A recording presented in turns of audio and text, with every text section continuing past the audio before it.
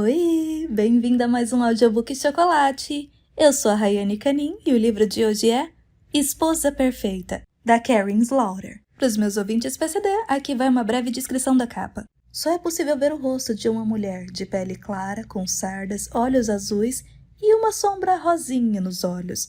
O rosto parece emergir de uma água vermelha, como se fosse sangue. Na parte superior tem uma frase do Publishers Weekly. Emocionante. Uma história intensa sobre perda e controle e como o amor pode ser contaminado pelos dois. E hoje eu quero mandar um beijo para Marta Domingues, ouvinte e apoiadora aqui do canal. E se você gosta do nosso trabalho e quer apoiar também, aqui embaixo nos comentários fixado fica o link do Pix que você pode doar qualquer valor, minha listinha da Amazon que você pode me enviar um mimo ou um livro pra gente ler juntos e o link do nosso grupo Premium lá no Telegram, com audiobooks antecipados e sem propaganda. E você pode apoiar também deixando seu like ou um comentário. Então pega o seu chocolatinho e vamos começar. Dedicatória aos meus leitores. Prólogo. Pela primeira vez na vida, ela segurou a filha nos braços. Anos antes, a enfermeira do hospital perguntou se queria segurar o bebê, mas ela se recusou. Também havia se recusado a lhe dar um nome e a assinar os papéis de adoção. Não quis se comprometer, porque era o que ela sempre fazia. Lembrava-se de ter vestido a calça jeans antes de deixar o hospital. Ainda estava molhada de quando a bolsa se rompeu. A cintura estava folgada onde antes apertava, e ela agarrou o tecido que sobrava enquanto descia as escadas dos fundos e corria para se encontrar com o cara que a esperava dentro do carro na esquina. Sempre havia um cara esperando por ela, esperando algo dela, ansioso por ela, odiando-a.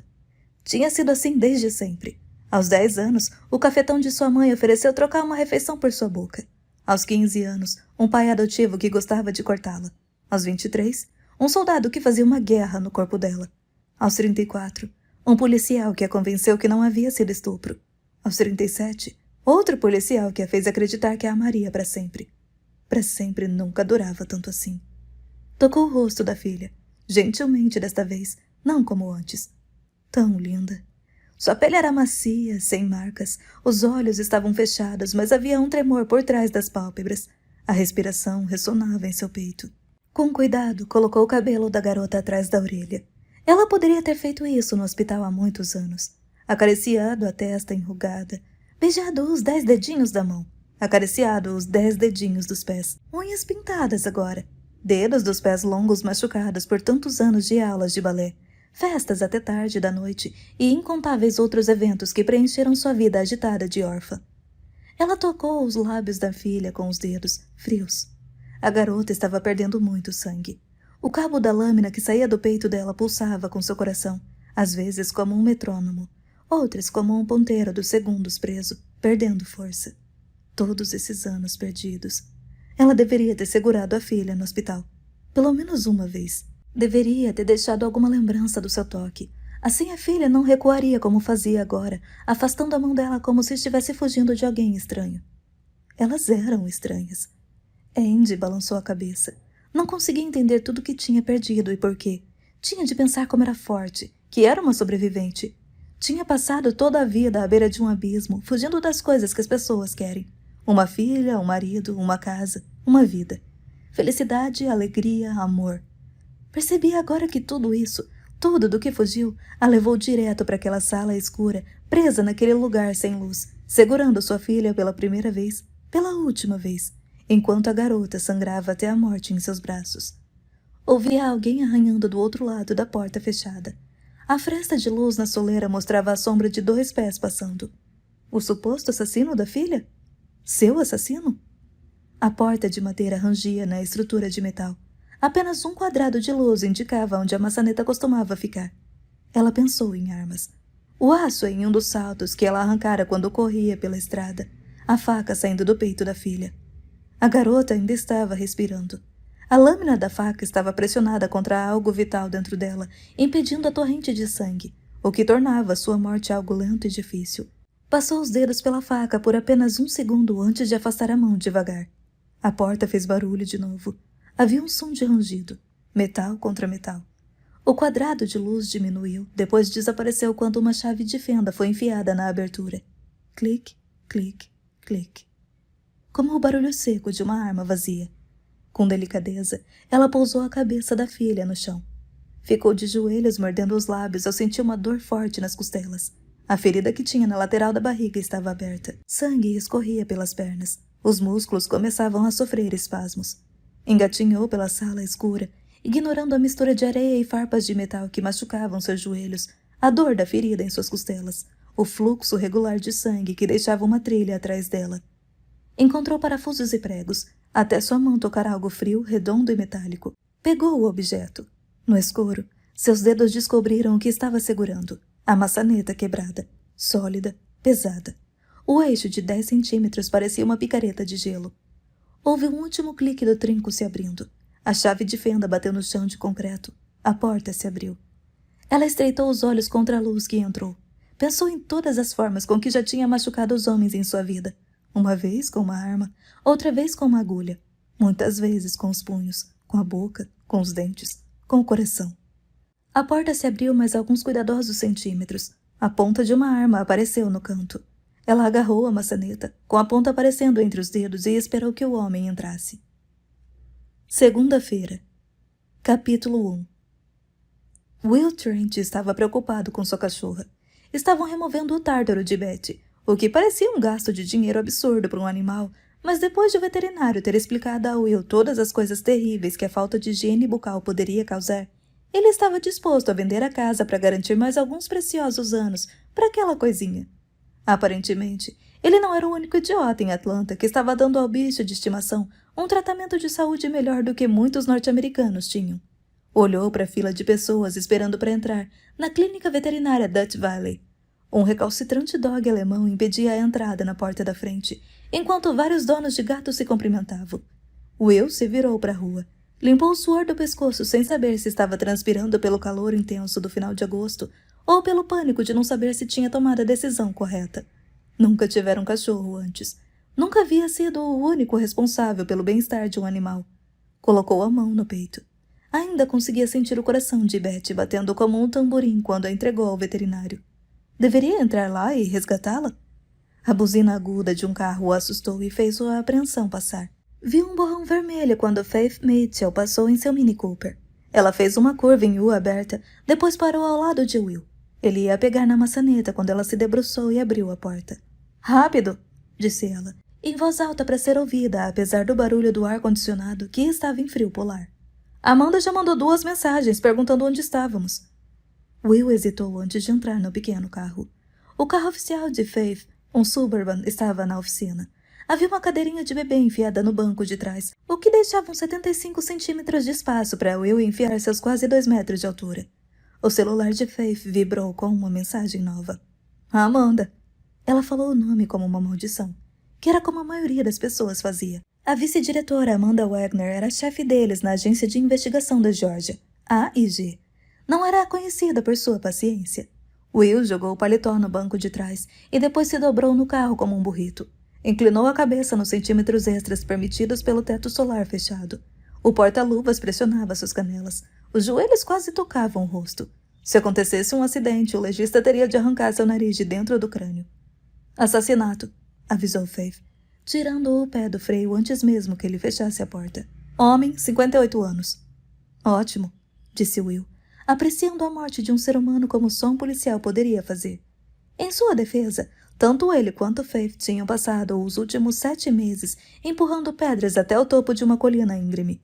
Ela fora enviada a uma força especial que investigava o escândalo de corrupção nas escolas públicas de Atlanta. E ele tinha ficado preso no inferno de uma investigação sobre estupro, que tinha virado o centro das atenções da imprensa. "A central de emergência de Atlanta recebeu a ligação por volta das 5 da manhã", continuou Faith. Ela parecia sentir vertigem enquanto contava os detalhes. "Um homem que não se identificou disse que havia um cadáver perto daqueles galpões abandonados em Chattahoochee. Muito sangue, nada da arma do crime." Faith diminuiu a velocidade por causa de um sinal vermelho. "Não estão liberando a causa da morte pelo rádio, então deve ter sido feia." Algo dentro do carro começou a tocar. Will tentou encontrar o cinto de segurança. "Por que estamos trabalhando nesse caso?" A AIG não podia simplesmente assumir um caso. Tinham de receber uma ordem do governador ou ser chamados pela polícia local. O Departamento de Polícia de Atlanta investigava assassinatos o tempo todo. Geralmente não pediam ajuda, especialmente do Estado. A vítima é um policial de Atlanta. Faith puxou o cinto de segurança dele e o prendeu como se fosse um de seus filhos. Detetive Daley Harding, aposentado. Já ouviu falar dele? Will negou com a cabeça. E você? Minha mãe o conhecia, nunca trabalhou com ele. Ele estava em crimes de colarinho branco. Apresentou-se mais cedo por questões de saúde e depois começou a trabalhar com segurança privada, principalmente coisas pouco civilizadas e violentas. Faith tinha trabalhado na polícia de Atlanta por 15 anos, antes de virar parceira de Will. A mãe dela se aposentou como capitã. Conhecia praticamente todo mundo na corporação. Mamãe disse que, conhecendo a reputação de Harding, ele deve ter ficado no caminho do cafetão errado ou se esquecido de pagar suas apostas. Então acertaram a cabeça dele com um bastão. O carro avançou quando o sinal abriu. Will sentiu sua Glock apertando as costelas. Tentou acomodá-la melhor.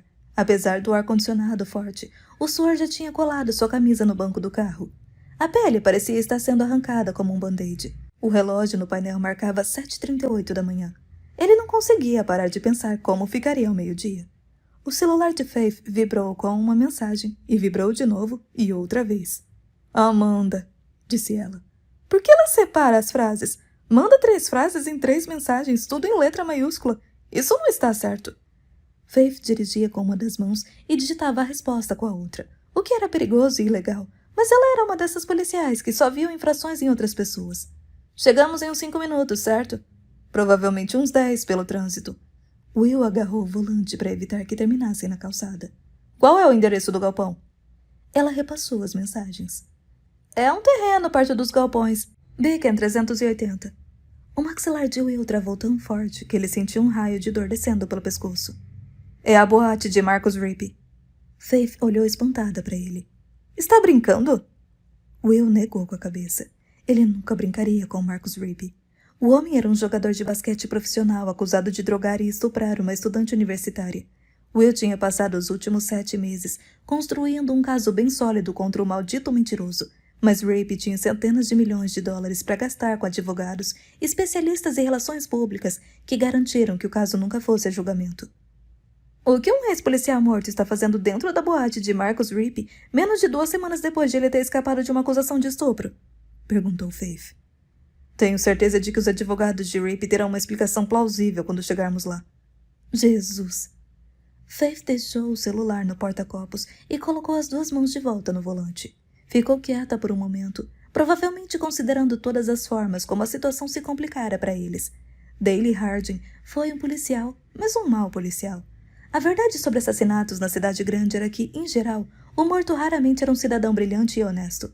Sem querer culpar as vítimas, mas elas tendiam a estar envolvidas em atividades, como atrapalhar cafetões e não pagar apostas, em que fazia sentido que terminassem sendo assassinadas. O envolvimento de Marcus Rippey mudava tudo. Faith reduziu a velocidade quando entrou no engarrafamento.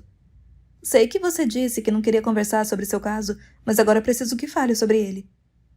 Will ainda não queria falar nada. Durante 5 horas, Rippey tinha atacado várias vezes a vítima, batendo, às vezes a estrangulando até deixá-la inconsciente. Parada ao lado da cama do hospital 3 dias depois, Will podia ver as linhas escuras onde os dedos de Rippey agarraram o pescoço dela, da mesma forma que segurariam uma bola de basquete. Havia outras feridas documentadas no relatório médico. Cortes, lacerações, arranhões, traumas por golpes, sangramentos.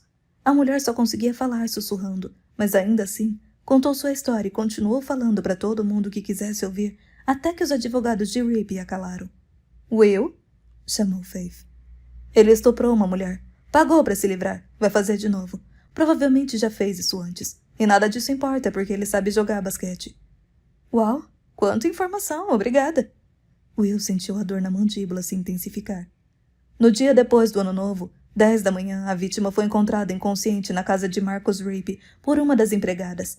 Ela chamou o chefe de segurança de Rippey, que ligou para o gerente de negócios de Rippey, que ligou para os advogados de Rippey, e no final chamaram uma ambulância particular para levá-la ao hospital Piedmont.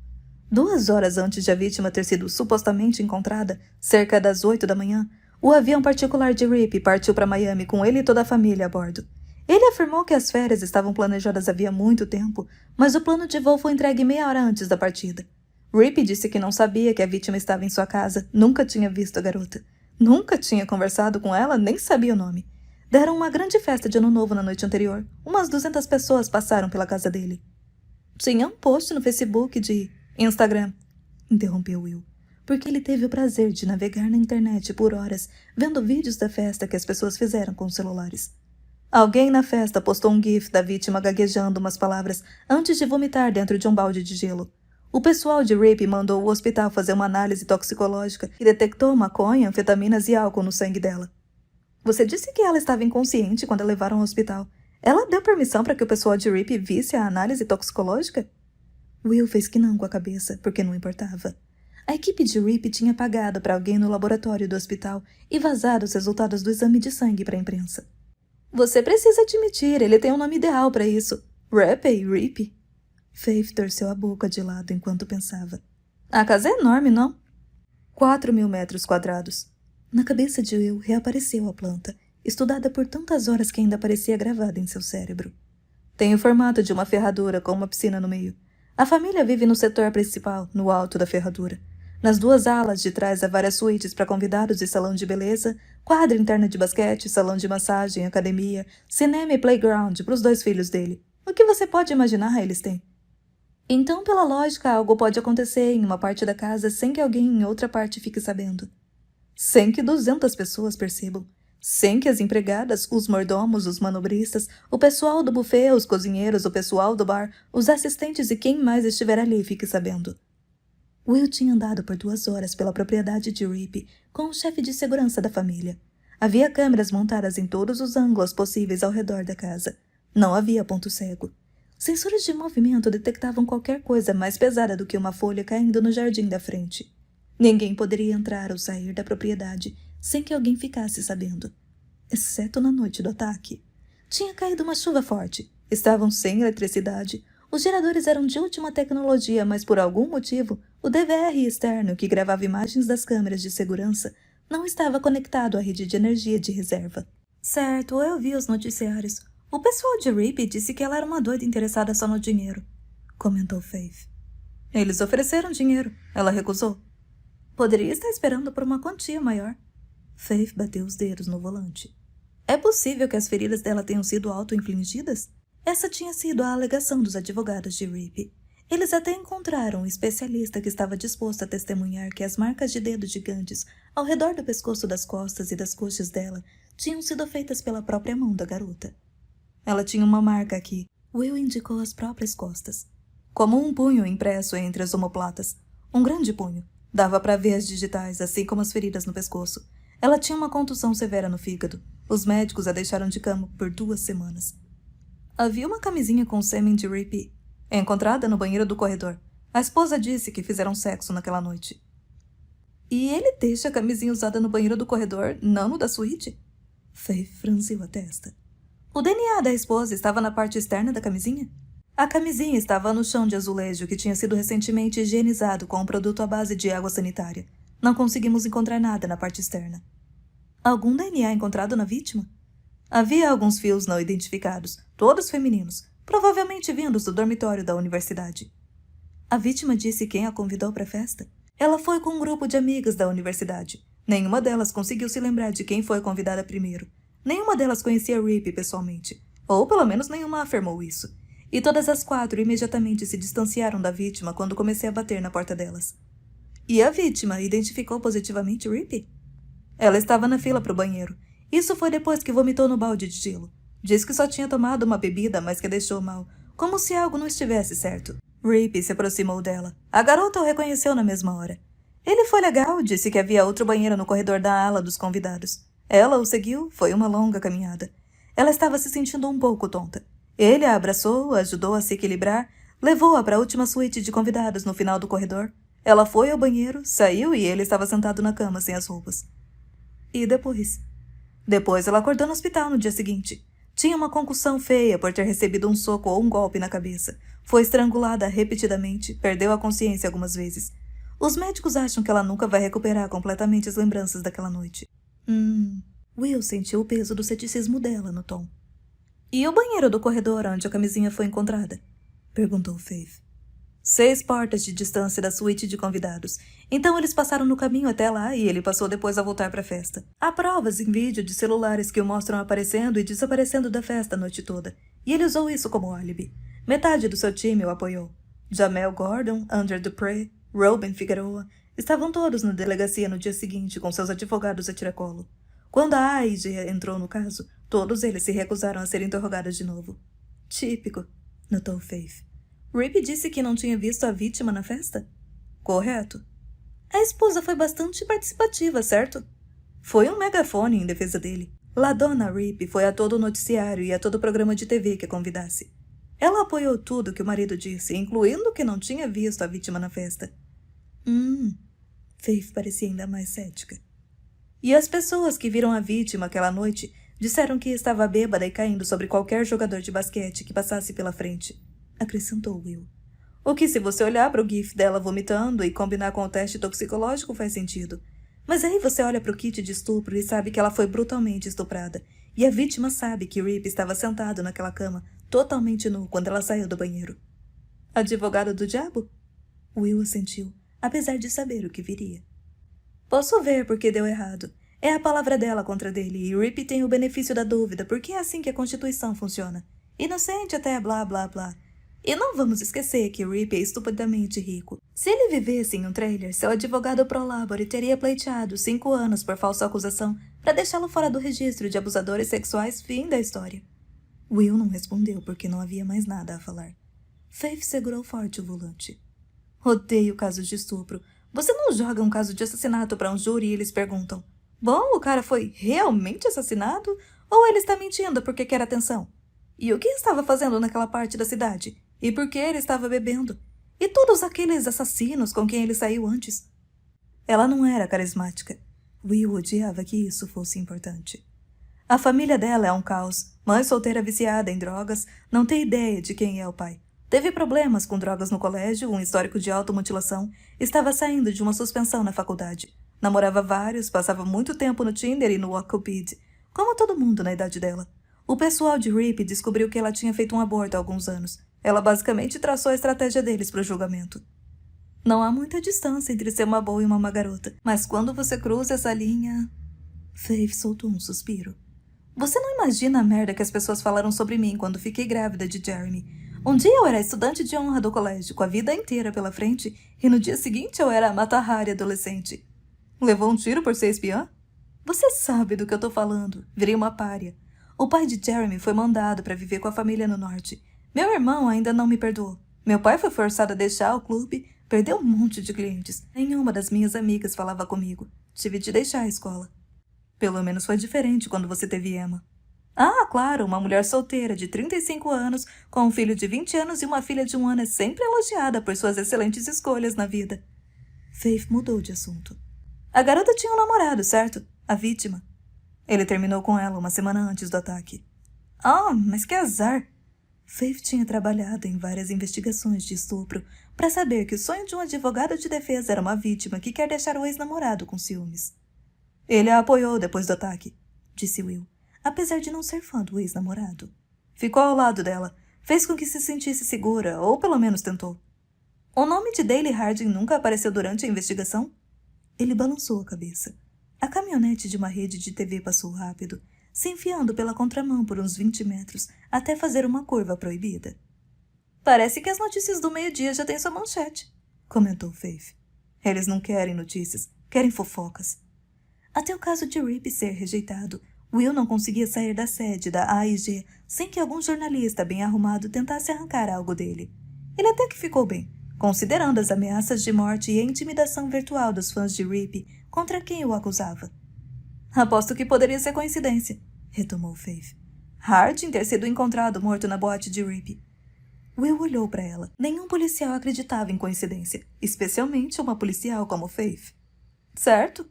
Ela cedeu, girando o volante para seguir a caminhonete da TV em uma curva ilegal. Pelo menos sabemos porque Amanda mandou 4 mensagens. Seu celular vibrou. 5. Faith agarrou o aparelho. O dedão deslizou pela tela. Fez uma curva fechada.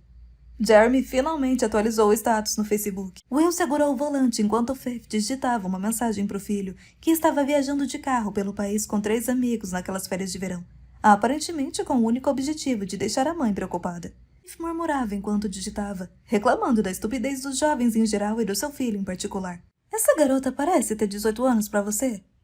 Will olhou para a foto de Jeremy parado perto demais de uma loira com um vestido muito curto. O sorriso no rosto dele era tristemente esperançoso. Jeremy era um jovem magricela e nerd, estudante de física na Georgia Tech. A loira era tanta areia para o caminhão dele que o garoto desaparecia ao lado dela. Eu ficaria mais preocupado com o cachimbo no chão. Ai, pelo amor de Deus! Faith parecia querer jogar o celular pela janela. É melhor que a avó dele não veja isso. Will viu Faith enviar a foto para a mãe dela exatamente para que isso acontecesse. Apontou para o próximo cruzamento. Aqui é Sarah Ruth. Faith ainda estava xingando a foto quando fez a curva. Como mãe de um menino, olho essa foto e penso, não a engravide. Então olho como a mãe de uma menina e penso, não se drogue com um cara que acabou de conhecer porque os amigos dele poderiam estuprar vocês juntos e deixar seu corpo no armário de um hotel. Will balançou a cabeça. Jeremy era um bom rapaz com bons amigos. Ele tem 20 anos, você precisa começar a confiar nele em algum momento. Não preciso, não. Faith colocou o celular de volta no porta-copos. Não se ele quiser comida, roupas, um teto sobre a cabeça, seguro de saúde, um iPhone, videogames, dinheiro, gasolina. Will deixou de ouvir a longa lista de todas as coisas que Faith ia tirar do pobre filho. Somente voltou a pensar em Marcus Rape. A cara de convencido dele quando se sentava na cadeira com os braços cruzados e a boca fechada. Os olhares de ódio da esposa sempre que Will fazia uma pergunta. Seu agente vaidoso e seus advogados espertalhões que eram todos intercambiáveis como os vilões de James Bond. Keisha Mascavade, a acusadora de Marcus Rape. Era uma jovem durona, desafiadora, mesmo na cama do hospital. Seus sussurros roucos estavam cheios de fodas e merdas. E seus olhos estavam sempre entrecerrados, como se ela estivesse questionando Will, e não o contrário. Não sinta pena de mim, avisara ela. Só faça a porra do seu trabalho. Will tinha de admitir, mesmo que só para si mesmo, ter uma queda por mulheres hostis. Odiava ter vacilado com Keisha daquele jeito lamentável. Ele nem conseguia mais ver partidas de basquete, muito menos jogar. Sempre que tocava uma bola, ele queria enfiá-la na garganta de Marcus Rape. Puta merda. Faith tinha parado vários metros atrás de uma caminhonete da TV. Metade da polícia está aqui. Will observou o estacionamento pela janela do carro. A estimativa dela não parecia longe da realidade. A cena do crime estava cheia de pessoas.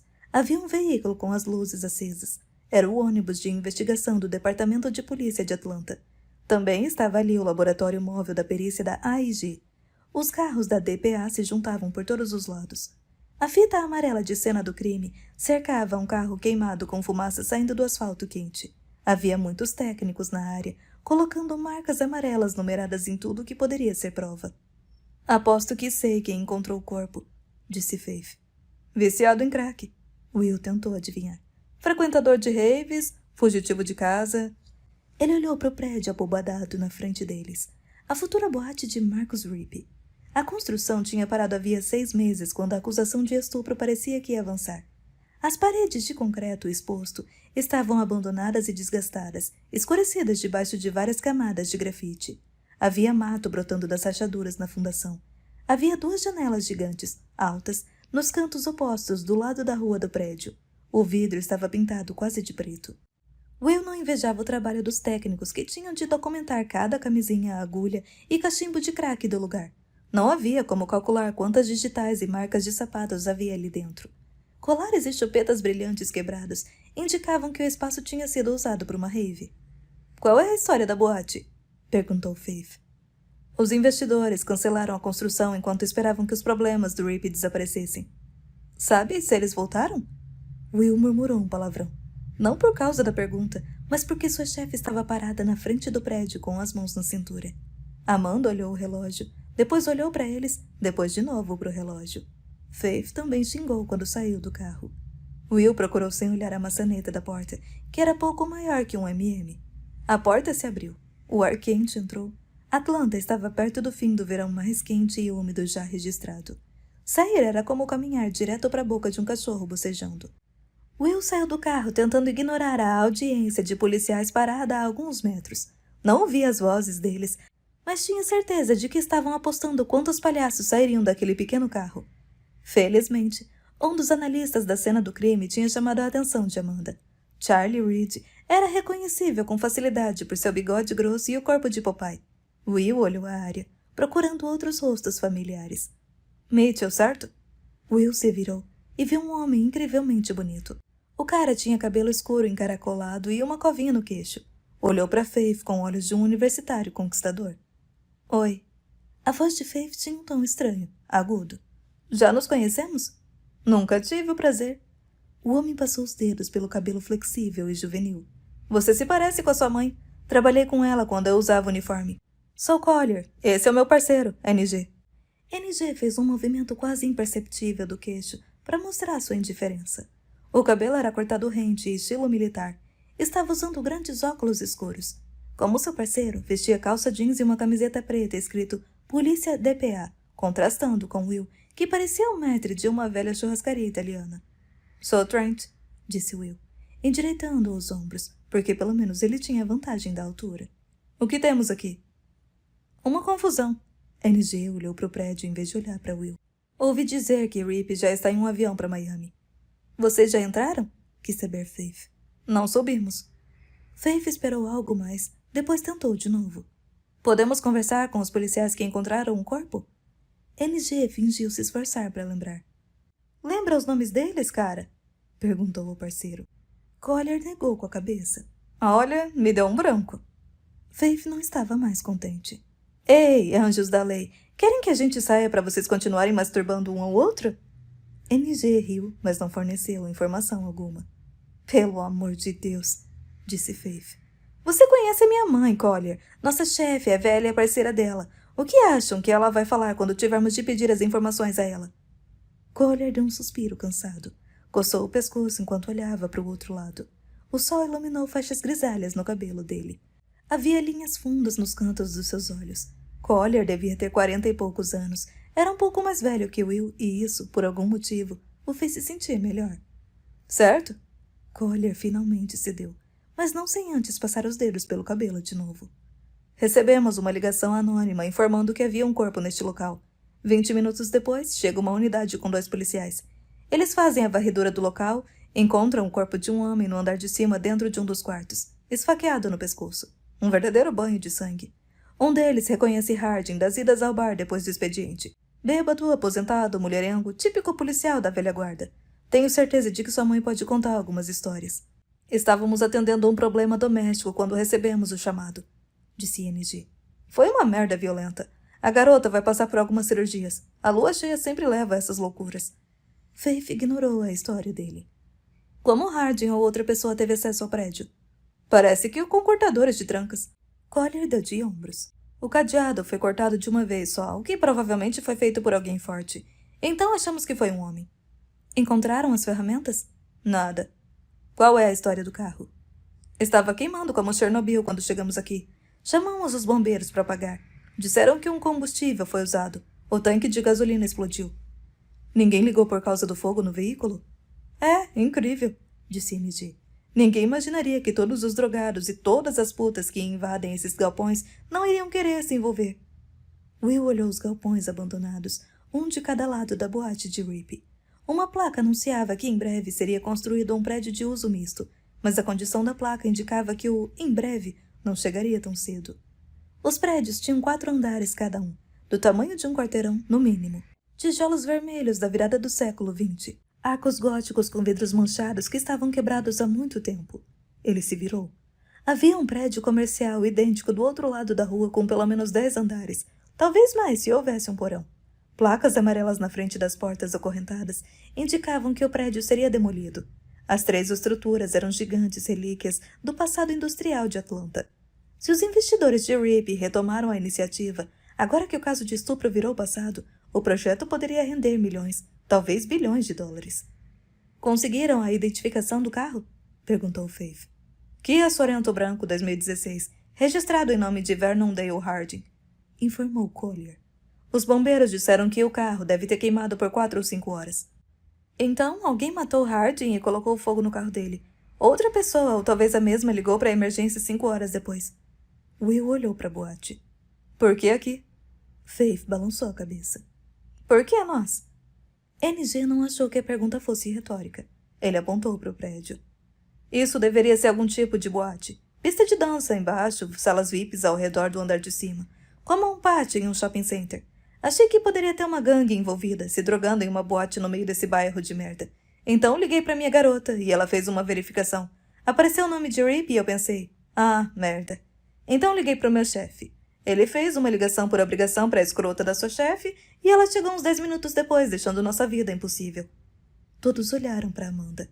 Charlie Reed tinha ido embora e uma mulher alta com cabelo ruivo ocupava seu lugar.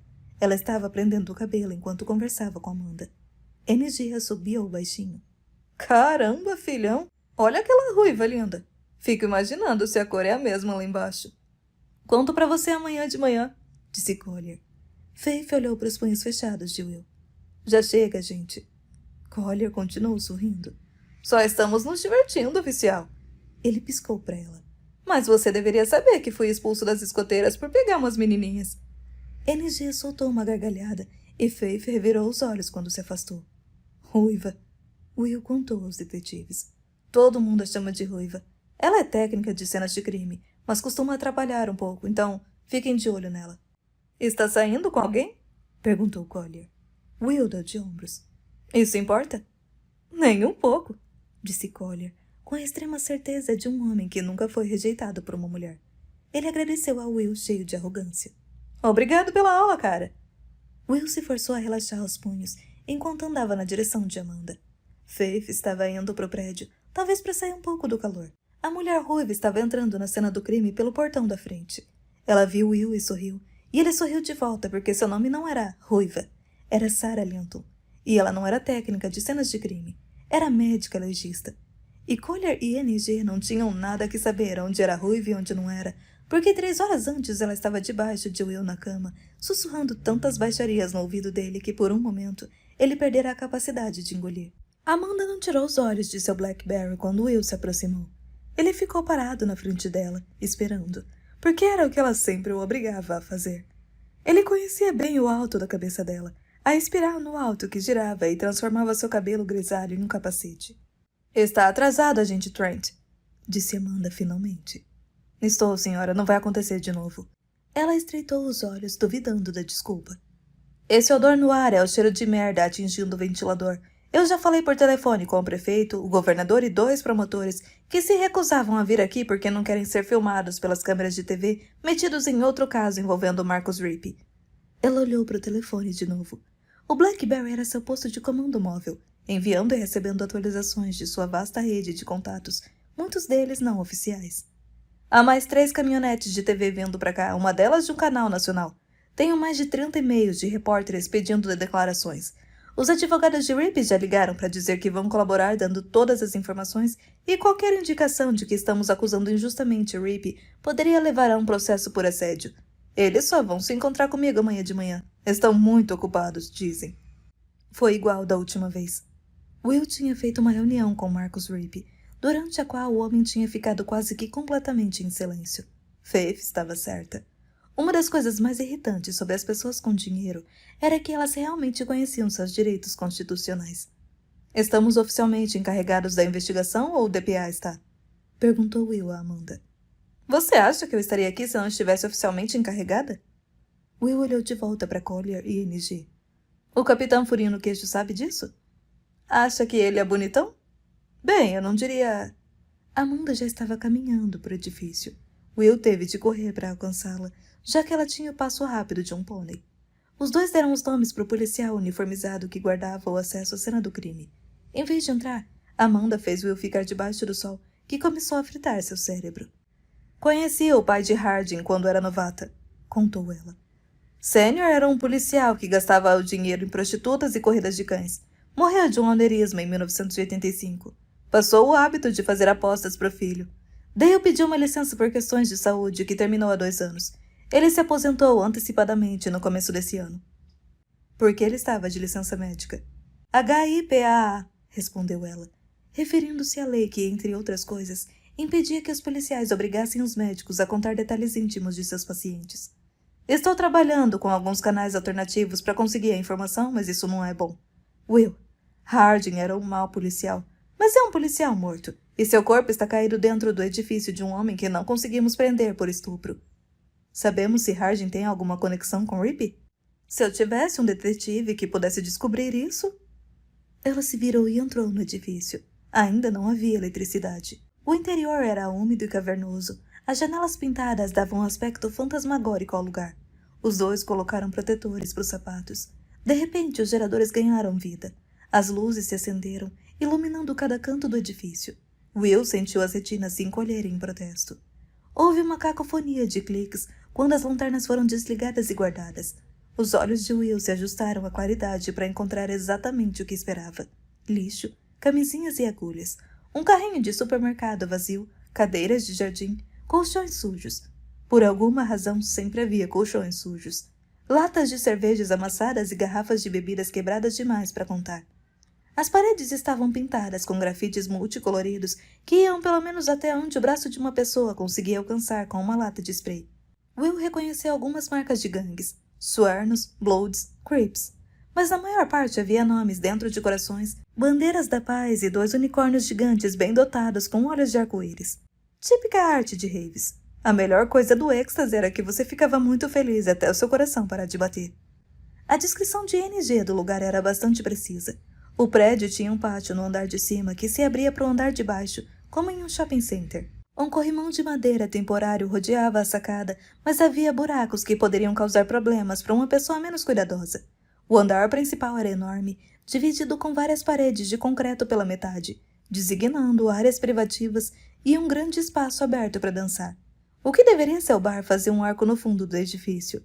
2 grandes escadas em curva levavam ao segundo andar, que estava a pelo menos uns 12 metros de altura. As escadas de concreto presas nas paredes davam a impressão de ser uma cobra pronta para morder a pista de dança. Uma mulher mais velha, usando um capacete amarelo, se aproximou de Amanda. Ela tinha outro capacete na mão e o passou para Amanda, que o entregou a Will, que o colocou no chão. A mulher não reclamou. Encontrados no estacionamento, uma sacola de plástico vazia com uma etiqueta de papel dentro. Essa sacola continha uma lona de proteção, que desapareceu da cena. A lona é da marca Randy, 1 por 1 por 1,7 metro. Bastante comum. Ela parou sua fala cansativa para respirar. Também foi encontrada uma fita adesiva preta pouco usada, embalagem exterior de plástico ainda não localizada. O informe do tempo indica um dilúvio nessa área 36 horas antes. A etiqueta de papel na sacola encerada e as pontas da fita não mostram exposição à chuva. Bom, acho que houve uma oportunidade. Um intervalo de tempo. Algum momento durante o final de semana, disse Amanda. Lona de proteção, repetiu Will. É o que pintores usam. Correto, disse a mulher. Nenhuma tinta ou ferramenta para pintar foram localizadas dentro ou fora do prédio. As escadas. Os 2 conjuntos são parte da cena e ainda estão sendo processados. Encontrados até agora. Itens de uma bolsa de mulher e algo que parece tecido. Humano, não sintético. Ela apontou para uma plataforma elevatória. Vão precisar daquilo para subir. Chamamos um operador. Ele chega em 25 minutos. Está me zoando? Collier tinha se aproximado deles. Não podemos usar as escadas? Ficou olhando cauteloso para a plataforma, que era uma máquina hidráulica que levantava uma plataforma direto no ar, meio como um elevador muito instável, aberto, com nada mais que um fino corrimão entre você e a morte certa. Você sabe como operar essa coisa? Amanda perguntou a Will. Posso descobrir. A máquina já estava conectada. Will encontrou a chave escondida dentro da caixa de bateria auxiliar. Ele usou a ponta da chave para pressionar o pequeno botão de reiniciar no fundo. A plataforma elevatória deu uns pulinhos para cima e para baixo e estava pronta. Will se agarrou no corrimão de segurança e subiu os 2 degraus ao lado do motor. Amanda segurou na mão dele para segui-lo. Os movimentos dela pareciam tranquilos, principalmente porque Will fez toda a força. Ela era leve, pesava menos que um saco de boxe. Os 2 se viraram e esperaram por Collier. Ele olhou para a escada sinuosa, cujos degraus mais pareciam presas de tão pontudos. Amanda bateu no relógio. Você tem 2 segundos, detetive Collier. Collier respirou fundo. Agarrou o capacete amarelo no chão, colocou na cabeça e subiu na plataforma como um macaquinho com medo. Will virou a chave para ligar o motor. Na verdade, ele tinha trabalhado com construção civil durante a faculdade e conseguia operar qualquer máquina daquelas. Mesmo assim, fez a plataforma balançar um pouco só pelo prazer de ver Collier agarrando o corrimão de segurança. O motor fez um barulho estridente quando eles começaram a subir. Sarah estava nas escadas ajudando um dos técnicos a coletar provas. Vestia uma calça caqui e uma camiseta azul apertada da AIG, que a deixava ainda mais atraente. O cabelo ainda estava preso, mas uns fios tinham se soltado. Ela havia colocado os óculos. Will gostava de como ela ficava de óculos. Ele namorava Sarah Linton há 18 meses, o que era cerca de 17 meses e 28 dias mais do que qualquer outro período de felicidade contínua em sua vida. Ele praticamente morava no apartamento dela. Os cachorros dele se davam bem, ele gostava da irmã dela, entendia a mãe dela, tinha medo do pai dela. Ela havia oficialmente entrado na AIG há 2 semanas e aquele era o primeiro caso dos dois juntos. Ele ficava envergonhado por como se excitava ao vê-la. E foi por isso que Will se obrigou a olhar para o outro lado, porque ficar admirando a namorada em uma cena de crime apavorante talvez fosse o primeiro passo dos assassinos em série. Ou talvez ele fosse apenas um criminoso comum, porque Collier decidiu esquecer sua vertigem ao olhar para a bunda de Sarah enquanto ela se abaixava para ajudar o técnico. Oi, tô de volta. E aí, gostou do capítulo? Se quiser ouvir o livro completo, entra no nosso grupo Prêmio no Telegram. Te espero lá. Beijo, até mais!